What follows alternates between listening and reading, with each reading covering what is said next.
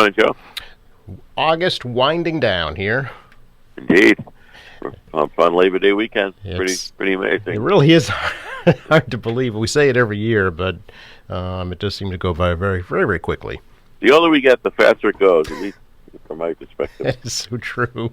And of course, thoughts are turning to back to school. And are we ready here in Quincy? Indeed, we are. I know that the superintendent, Mulvey, his team, Deputy Superintendent Aaron Perkins, they worked very hard making all the adjustments. And, you got to look at positions to be filled, who's retiring, who's leaving, for whatever reason. And then you look at class size at the schools, what kind of movement does it need to be to make adjustments with teachers at different locations to keep the class size to the appropriate size. And then of course public buildings doing a number of projects in the schools all summer. The stuff they can't really do while the kids are in school. So a lot of preparation goes in to get ready for school opening right after Labor Day. A lot of communities, as you know, do have many openings in public service and public safety in general. How is Quincy faring? Yeah, we're starting to see that challenge, Joe.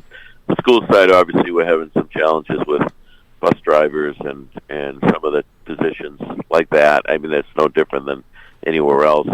I know that, years ago, people were lined up for city jobs such as truck drivers and laborers and so forth, and it's getting harder and harder to find truck drivers, meaning people that, have the CDL license and have some experience. And we're seeing that becoming a challenge. I mean, tree warden Chris Haywood had left us to go with Eversource. He got a big raise, good for him, but we've interviewed several people and had 3 job offers out there, and then they withdrew. And so it's challenging right now in the job place. I don't understand why Congress can't get their act together on a immigration policy that makes sense for our nation.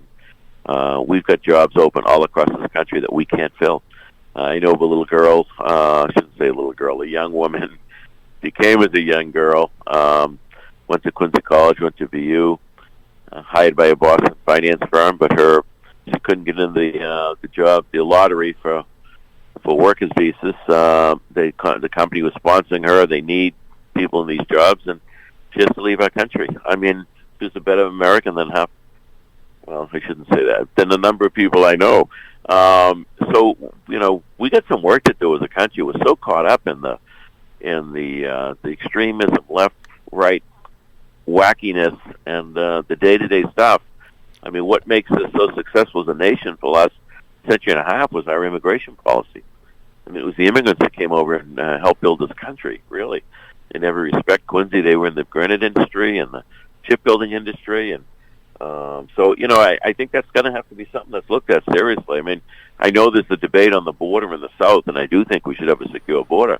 But maybe we go back to the Ellis Island style, and people come in legally, and they're given a physical, and they have to have a sponsor, and they get a number when they come in, and they can't all go to the urban areas right out of the box, so that there's no particular burden. I mean, I can't believe that we don't have the minds that can sit at the table in D.C.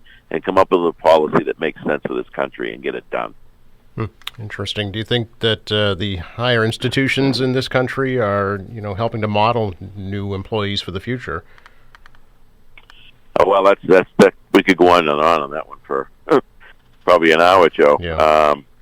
I think that for so long in this country, kids were told if you don't go to college, you're a failure. And a lot of young people went to college with a lot of debt and come out and we're getting $40,000, $50,000 jobs that don't cover their debt. And there's nothing wrong with working a trade. There's nothing wrong with working with your hands. And we're seeing a little resurgence in that. I know that in Quincy Public Schools, we did hire a gentleman at each high school to work with those kids that kind of fall in the cracks, that aren't sure what they want to do. They don't really want college. And quite frankly, the education system, I'm not picking on anyone in particular, kind of turned their nose down on kids unless they were going off to college. So now we're connecting with the various trades, 103, the electricians, the plumbers, sheet metal. We're connecting these kids coming right out of school. Mm-hmm. And these are good jobs. They're real good jobs. And military as well. We have the recruiters in for opportunities for kids to serve in the military. And that paves the way for them to get education later, money, or help to buy a house, or help them with an exam points for civil service or police and fire.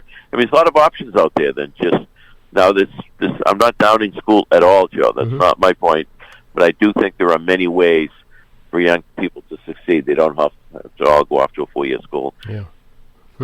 Do the Quincy schools need to kind of readjust, do you think, and the guidance counselors at least, to... Well, that's why we added those 2 jobs. I think we're doing that.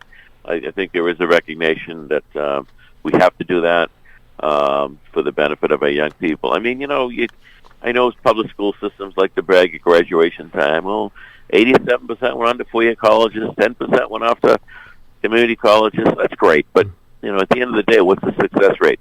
Some of these kids don't finish in college. They leave early. They're confused. They're not really sure what they want. So I think we've got some work to do, but I think we made some good adjustments in our public schools to help kids figure it out. And there's plenty of opportunity out there, and college doesn't have to be the case for some kids. I know the partnerships between the public schools and Quincy College are strong and growing to that end. That's exactly right, and that's one of the good things about Quincy College. We'll be doing more of that, particularly the life science biotech program and things. They get a skill right out of the box. There's particular certain training that these young people get that then they can go right into a job. And I'm not downing liberal arts education or college in general, but just with Quincy College, there's more of a relevance to you succeed in right out of the box. Whether it's a nursing program, specific training for certain programs that lead to jobs right away. So I think the college is going to be pivoting and doing more of that in the coming years to meet that need out there. Speaking of a job opening, I know there is one in your office for a liaison for diversity, equity, and inclusion. How's that search going? Yeah, actually, I asked my chief of staff yesterday. He told me they've only had 1 application, and that has been posted at a number of sites. So we'll, I don't know if the deadline is passed or if it's this week, but we're going to take a good look at that resume if there's only 1, and I'll certainly interview and see where it leads. But I know we're having some trouble in filling some other jobs right now, so I guess this is no different than some of the other areas. Sure. Mayor, what's become, unfortunately, I think, an annual tradition tomorrow night, the annual candlelight vigil to remember those lost to overdose. I know it's an issue that's close to your heart, has been since you became in office. Yeah, it continues to be a real frustration. And it's just so heartbreaking. I see family after family that you go back 50 years, Joe, and it was kind of the stereotypical family, a dysfunctional family, kid gets messed up, but this has touched every family in some way, whether it's immediate family, distant family, neighbor, and I think we can do a better job as a nation. One of the issues with the southern border is the fentanyl, and fentanyl is killing thousands across this country every year. I think more people died of fentanyl last year than people died in the Vietnam War. Fentanyl-laced drugs, and it's really disheartening. And as we know, all a kid has to do is make one bad choice one time at a party or something. That could kill them, or they get on a track if they can't get off of this stuff, and then eventually leads to very unpleasant life and or death.